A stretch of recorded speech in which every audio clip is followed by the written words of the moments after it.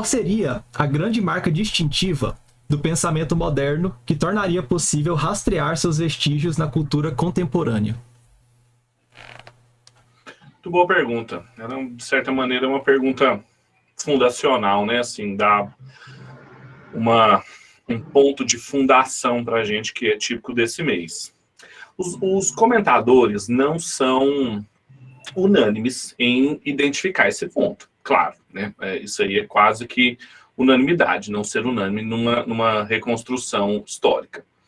Agora, eles identificam, apesar, então, assim, se você pega o Russell, se você pega o Reale, o Anseri, se você pega o Kenny, eles falam de algumas coisas, algumas consciências, ou umas tomadas de consciência que fazem o período moderno, até mesmo Charles Taylor, etc.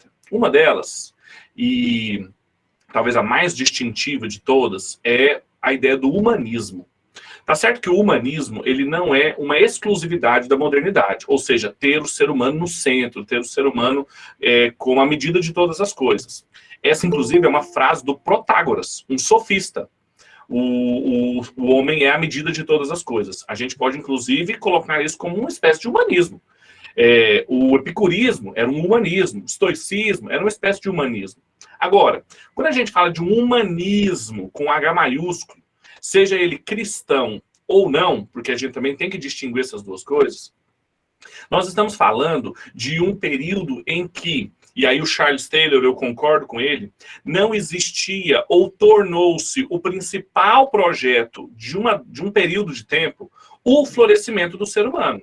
É o que ele chama, o Charles Taylor, de humanismo autossuficiente.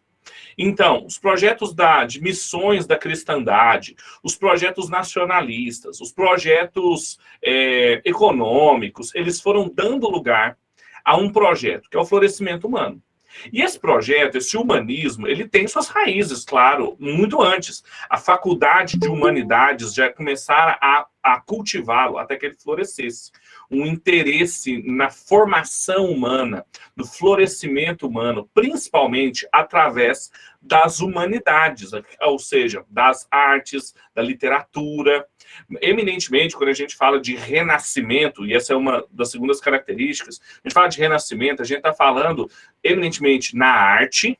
A pintura, a escultura, elas têm importância grande nesse período, porque vão ser vetores que vão começar a sinalizar aquilo que vai ter lugar também no pensamento, numa história das ideias, numa história da mentalidade, mas também na política, em que o indivíduo, o ser humano, ele passa a ser o objeto primeiro das investigações políticas. Então, o humanismo seria uma dessas primeiras marcas, ou seja, a consciência do homem, o projeto do florescimento humano como uma das marcas fundamentais. Lembrem-se, o humanismo não é sinônimo, no seu primeiro momento, de ateísmo, de relativismo, porque nós tivemos muitos humanistas cristãos.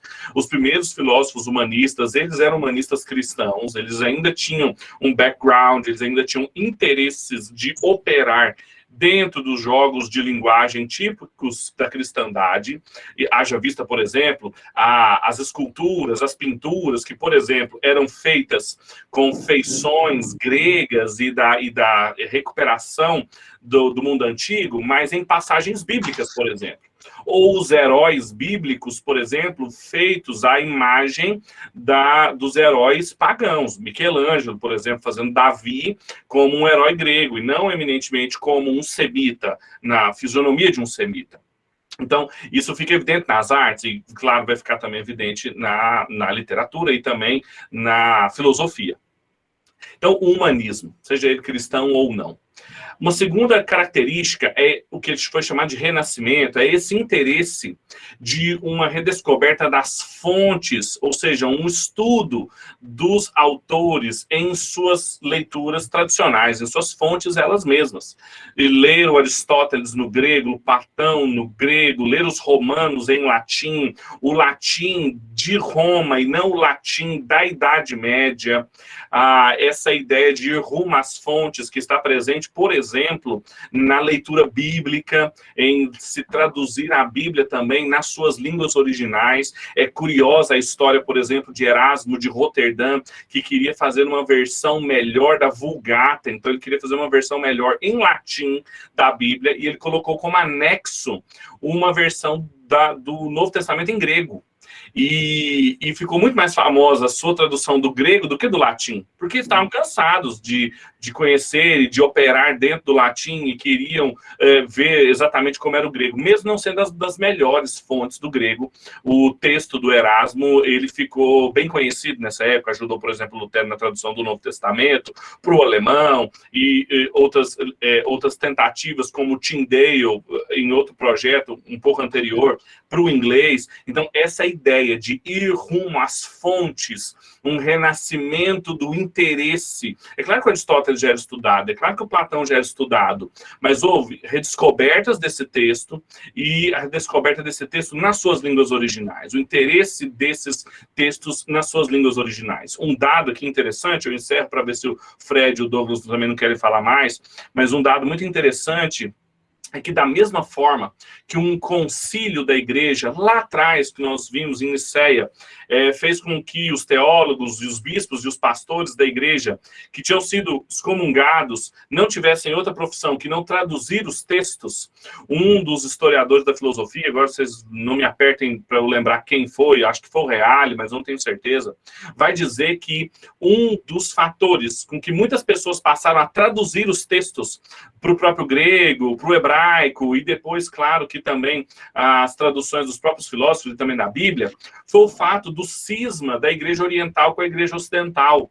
Quando também esses bispos e padres da igreja, ligados à igreja do Oriente, que foram cismados, foram divididos, eles então passaram a ocupar também esse papel de tradutores. Mais uma vez, o papel da tradução como algo muito importante, fazendo com que esse interesse pelo grego, com que as pessoas tivessem interesse, eles que eram da igreja oriental, então a igreja que fala grego até hoje, a língua oficial, que foi o latim, eles ajudassem nas traduções e que esse texto mais original circulasse entre as pessoas. Então a gente pode falar de um projeto ligado ao ser humano, como o seu projeto principal do florescimento do ser humano, o interesse das fontes primeiras. Há quem lembre também da ideia de consciência histórica. O tempo passou a ser algo muito importante, a ideia de consciência histórica, o tempo já não mais como eterno retorno para os gregos, e nem a imagem da eternidade eminente como o grande tempo desejável para ser vivido, mas o ser humano com o seu próprio tempo. Sem falar nas mudanças sociais, né, o proto-surgimento da burguesia, etc., mas eu acho que o Fred e o Douglas têm mais a oferecer quanto a isso do que eu. Isso, uma figura importante dentro desse contexto, né, e aí, se tratando especialmente do protestantismo, né, é a figura de João Calvino, né, ele cresce dentro desse berço, né, e enquanto Pedro falava, estava me lembrando aqui de um artigo, lá na Fides Reformata, do Ernest Maia, e depois até disponibilizaram no grupo, João Calvino, o humanista subordinado ao Deus da palavra, né, a propósito dos 490 anos do seu nascimento. Então, esse é um exemplo que nós temos dentro do próprio protestantismo, né, de uma herança que a gente tem nesse fio condutor histórico, né, que figuras importantes do pensamento cristão que viveram dentro desse berço, né, e ainda hoje, né, nós temos os ecos das contribuições deles, né, mesmo dentro de um contexto em que havia ali questões, tanto teológicas quanto filosóficas, envolvidas, mas nós temos na figura, por exemplo, de João Calvino, um grande exemplo disso, dessa marca distintiva, especialmente dentro do protestantismo, que nós temos dentro desse contexto humanista. Então, chama atenção, né, e aí eu estava lembrando aqui desse exemplo, né, do João Calvino. Eu vou deixar esse link depois, né, lá no grupo, se vocês quiserem dar uma... É bem diferente, vale dizer, não sei se ninguém perguntou sobre isso, mas o Alistair McGrath, lá no Origens do Protestantismo, ele fala de duas reformas, porque é muito diferente a reforma luterana da reforma calvinista, ou os reformados, não só Calvino, por causa disso que o Douglas lembrou. O Lutero, ele ainda era um homem da Idade Média, ele era um homem da baixa escolástica, né? E enquanto o Calvino já era um homem da Renascença. E isso faz muita diferença. Desde o jeito de se escrever, a forma como lidam com os próprios textos, como que comunicam as ideias, como produzem teologia, até mesmo os resultados aonde chegaram, assim, os rompimentos e talvez a radicalidade do pensamento do Calvino se dê justamente porque era alguém muito mais ligado a esse florescimento do ser humano, a essa ideia de renascença, o que o Lutero não era. O Lutero estava muito mais preso ao que a gente chama de via moderna do modo de fazer teologia e filosofia, que é aquela via ligada ao Guilherme de Ockham, às tendências novas dentro das universidades, e diferente da via antiga, né, ligada ao tomismo e ao agostinianismo, etc. Então, com isso, marca uma diferença muito grande, realmente, do que o Douglas menciona, quanto ao ponto das reformas e dos resultados que elas angariaram. Assim, o tipo de coisa que aconteceu nos países de origem protestante reformada e o tipo de coisa que aconteceu nos países de origem protestante luterana.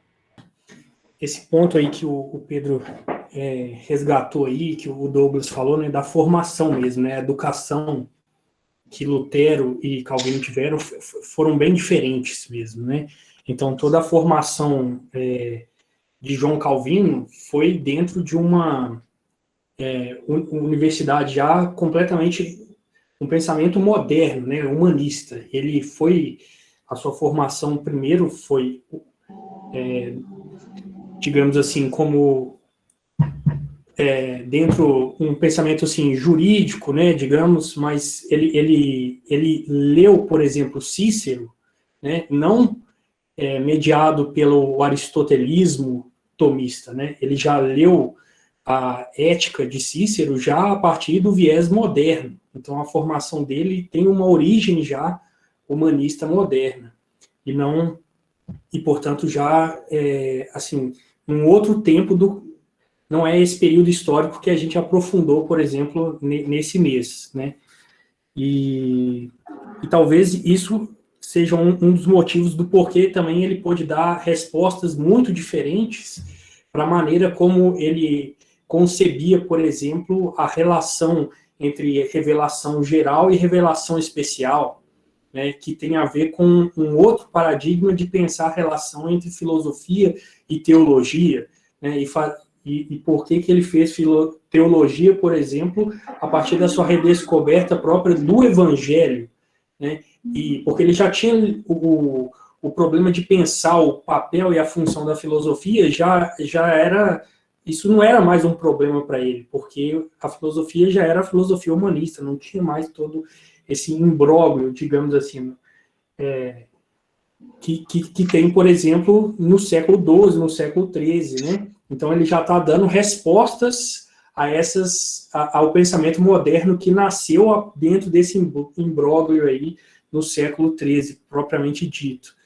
E agora uma das coisas aí que está dentro do que o Pedro falou sobre um traço característico, respondendo aí a pergunta do Luiz, né, uma marca distintiva do pensamento moderno que a gente consegue ver vestígios dela até hoje na cultura contemporânea, é a reflexividade, né, ou a gente pode chamar também de um imperativo reflexivo. Isso o Charles Taylor chamou a atenção, né, nessa passagem de uma consciência ingênua para uma consciência reflexiva, mas que ela tem várias facetas, né? Ela tem uma faceta social, ela tem uma faceta cultural, ela tem uma faceta política, uma faceta econômica, e isso essa reflexividade tem a ver com o que o Habermas depois vai chamar de uma atitude hipotética diante do mundo, diante do outro, e como que você constrói princípios universais para chegar a um consenso acerca do que é justiça, a partir de uma reflexividade. Isso está presente na própria natureza do que é a argumentação, né, do que é a linguagem, e isso já é algo bem maduro, por exemplo, que a gente vai aprofundar em Descartes, a questão da dúvida metódica e tal. Agora, isso, por exemplo, toda a ideologia de coaching, né, e isso é uma expressão cultural, né, contemporânea que tem um fundamento bem assim, qual que é o parâmetro último para estabelecer qual que é o propósito da minha vida, qual é o meu projeto de vida, o que é verdade, sabe? Sou eu, né? Então, só enfatizando essa questão do imperativo reflexivo e da reflexividade que nasce nesse processo aí do nascimento da modernidade. Muito bom, Fred, você ter lembrado desse ponto do Kaique, se você me permite, né, fazer Vontade. a discussão.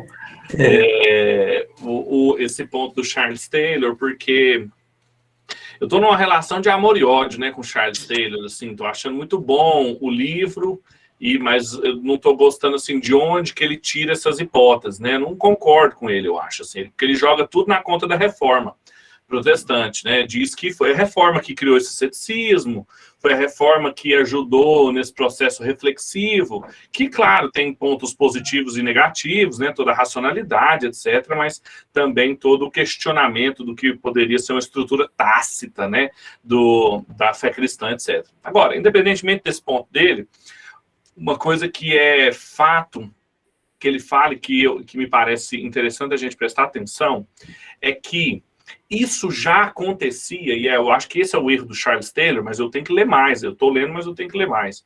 É atribuída essa reforma, por quê? Porque isso já existia antes. Eu não sei se vocês deram atenção na leitura de vocês, nos historiadores da filosofia que vocês estão lendo, mas se não, vocês vão atrás do Nicolau de Cusa. Ele é importantíssimo para a gente entender esse ceticismo que surgiu realmente nesse período e que a gente só vai dar cabo dele no mês que vem, com o Thomas Reid. E isso significa o século XVI e o XVII. Então, nós estamos falando aí de pelo menos 300 anos em que um ceticismo foi alimentado, ora mais potente, ora menos potente, ora com Montaigne, ora com Descartes, ora com Hume. Mas esse ceticismo não nasceu com a Reforma Protestante. Isso é muito anterior. Ele nasceu na Baixa Idade Média. Ele nasceu com o Dom Scotus e com o Guilherme de Ockham. É claro que nasceu com eles. Nasceu como uma consequência de todo esse processo dualista, de natureza e graça, de lidar com uma maneira de intenção com esses âmbitos da realidade que nunca conseguiu encontrar solução, até que rachou com Guilherme de Ockham, e posteriormente a isso, ninguém mais colocou isso em ordem, fazendo com que se criasse um ceticismo quanto ao que se pode conhecer fora da natureza. Isso impulsionou a ciência, Galileu, Copérnico, Kepler, mas, por outro lado, isso alimentou um ceticismo em todas as áreas do espírito, né, da liberdade. O Taylor está interessado numa análise de conjuntura social, né? Claro, ele é um cientista social, mas há uma questão anterior a isso que diz respeito a essa tensão não resolvida entre um motivo base dualista, que faz com que, por exemplo, muito antes da reforma, nós estamos falando de quase um século antes, um sujeito como Nicolau de Cusa, que já tem argumentos muito ceticistas, ainda que ele seja inspirado por tradições neoplatônicas. Ele é o neoplatonismo dentro da Renascença. Matemático, neoplatônico, não tem projeto mais neoplatônico do que um filósofo matemático. E o ceticismo que ele carrega consigo. E não só ele, Montaigne e outros céticos, a descoberta, né, dos livros antigos, dos ceticistas antigos, fez com que essa corrente fosse alimentada. E que a gente só vai conseguir que um protestante, alguns séculos depois, que é o Thomas Reid, mostre um pouco disso que o Douglas mencionou, e o Fred também, que o pensamento reformado opera olhando para a natureza e para a graça de uma outra forma, que não é a dualista, e por isso ele traz solução, por isso que ele consegue fugir do ceticismo, o que não dá para fazer na Idade Média. Vocês lembram que eu falei isso quando falei do Dom Scotus, como que já tem umas formulações lá proto-hilmianas, proto-kantianas, proto-cartesianas, num autor do século XIV. Por que ninguém mais faz essa leitura e só joga a culpa na reforma, assim, nessa culpa entre aspas, assim? Cara, não, tem outras pessoas que fazem. Vejam, o O Henrique de Lima Vaz, que é um padre, ele não faz essa leitura que a culpa é da reforma. A tese dele é que as raízes da modernidade estão na Baixa Idade Média. E ele é um padre, ele é católico. Um dos professores da UFMG, né, e um dos homens mais eruditos que a gente teve aqui, que todo mundo gosta dele, inclusive, assim, de conservadores a progressistas dentro da filosofia, dado o trabalho de erudição dele. Então, assim, é claro que o Anthony Kenny, o Charles Taylor, eles são católicos. Então, é óbvio que vai sobrar tudo para a reforma protestante. O Alistair McGrath, ele já é mais sensível a essas questões. Agora, o que eu fico preocupado, se vocês estão entendendo, a minha preocupação é com vocês, é que nós estamos construindo aqui uma genealogia da história das ideias. E eu tento minimamente colocá-los diante dos autores para ir mostrando essas teses. E claro que vai ficar mais claro para muitos aqui, quando eu falo proto-Hilmiana, não significa nada, né? Mas quando a gente for estudar o Hilme, principalmente no contexto do Thomas Reid, é o mês que vem, e esse ceticismo, vocês vão ver que estava lá no Dom Scoto. E por que está lá no Dom Scoto? Por causa do dualismo. Por causa do dualismo que alimentava ele. O ceticismo, ele é fruto, uma consequência, inclusive, genuína. Na minha humilde opinião, se alguém não é cristão, ele tem que ser cético, ele tem que ser niilista, ele tem que caminhar monada, porque ele não tem condição de construir o contrário, por causa de uma operação na sua visão de mundo dualista sem solução. Então, não é uma leitura só nossa, sabe, assim, nossa, uma excentricidade de uma seita que nós estamos construindo aqui. E nem uma leitura excêntrica de protestantes. Haja vista o Henrique de Lima Vaz, que é um padre. Então, a gente tem que olhar com generosidade para essas argumentações. Mesmo Charles Taylor, eu entendo que o que ele faz... ele mesmo diz, é uma história do arranjo social. Ele menciona isso, no começo do livro ele fala, olha, eu não vou fazer aqui uma história epistemológica, né, da crença enquanto crença, mas eu vou falar das condições sociais que permitiram com que esse background surgisse. Ok, ele está fazendo, então, um trabalho, né, de um sentido social. Agora, isso não pode desconsiderar essa origem intelectual, que o Alistair McGrath já é mais sensível quando ele começa o livro fazendo. E o Henrique de Lima Vaz também. Então, tem outras leituras. Eu mencionei um dos capítulos daquela história ecumênica da igreja, que são professores alemães, alguns católicos, outros protestantes, interessantíssimas e bem diferente, assim, da gente ver como que se deu essa história fora, por exemplo, do Renascimento na Itália. Teve Renascimento na Alemanha também. Teve misticismo na Alemanha. Para explicar depois o pietismo luterano, tem que ir lá no mestre Eckhart. E o neoplatonismo ali. Então, a gente vai perdendo, né, esses momentos da história.